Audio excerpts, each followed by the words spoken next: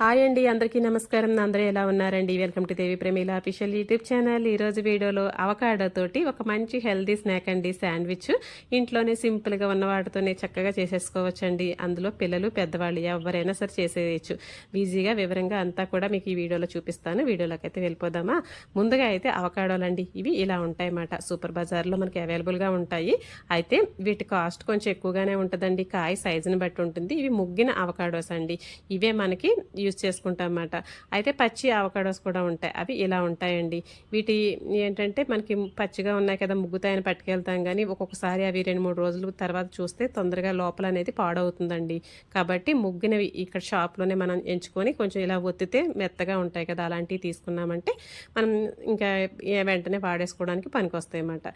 ఇదిగోండి, చక్కగా ఒక అవకాడోని అయితే కట్ చేస్తున్నాను. చూడండి లోపల ఎలా ఉన్నదో.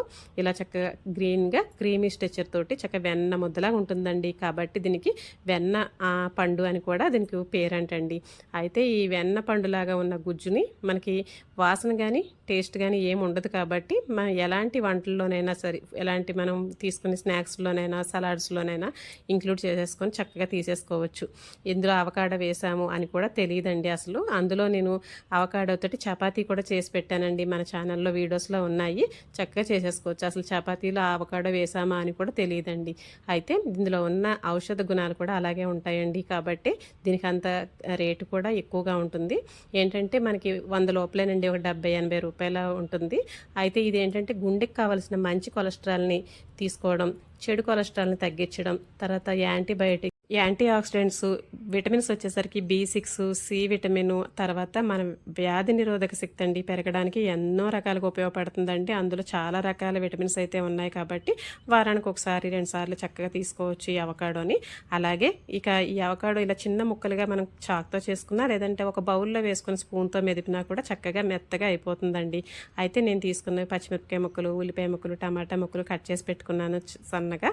వాటితో పాటుగా బటరు, బ్రెడ్. మీరు ఒకవేళ బ్రెడ్ని బటర్తో కాల్చుకోవద్దు అనుకుంటే కనుక మనకి బ్రెడ్ టోస్ట్ ఉంటుంది కదా, అందులో చేసుకోవచ్చండి.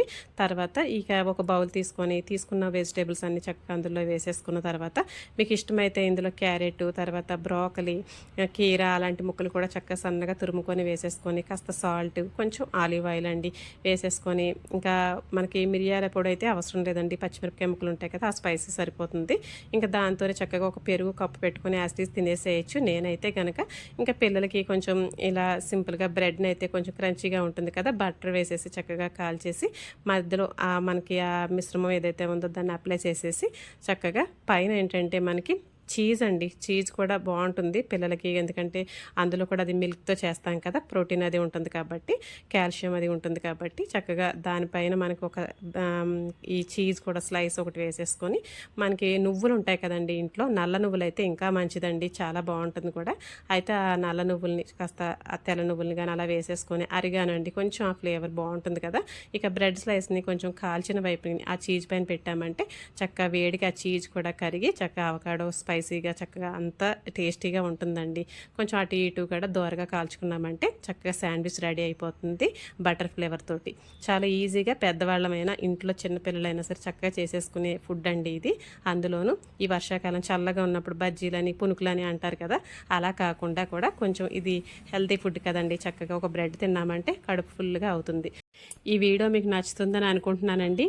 ఈజీగా ఇంట్లో ఉన్న వాటితోటి సింపుల్గా చేసి చూపించాను. మీ దగ్గర ఉంటే కనుక క్యారెట్ తురుము అలాంటివి కూడా చక్కగా యాడ్ చేసుకోవచ్చండి.